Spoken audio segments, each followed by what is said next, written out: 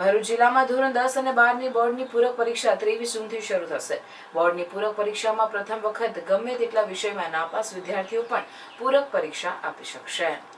પરીક્ષા 23 જૂનથી શરૂ થશે। બોર્ડની પૂરક પરીક્ષામાં પ્રથમ વખત પાસ થયેલ વિદ્યાર્થી પણ પોતાનું પરિણામ સુધારવા માટે પૂરક પરીક્ષામાં આપી શકશે। ભરૂચ જિલ્લામાંથી ધોરણ 10 અને 12ના 7480 વિદ્યાર્થીઓ પૂરક પરીક્ષા આપશે। ગુજરાત માધ્યમિક અને ઉચ્ચતર માધ્યમિક શિક્ષણ બોર્ડે પૂરક પરીક્ષાનો કાર્યક્રમ જાહેર કરી દીધો છે। ત્યારે ધોરણ 10 અને 12ની પૂરક પરીક્ષા 23 જૂનથી શરૂ થશે અને 23 જુલાઈ સુધી ચાલશે। આ વખતે ધોરણ 10 અને 12 વિજ્ઞાન પ્રવાહ તથા સામાન્ય પ્રવાહમાં ગમે તેટલા વિષયમાં નાપાસ થયેલા વિદ્યાર્થીઓ પૂરક પરીક્ષા આપશે। ઉપરાંત પાસ થયેલા વિદ્યાર્થીઓ પણ પોતાનું પરિણામ સુધારવા માટે પૂરક પરીક્ષા આપશે।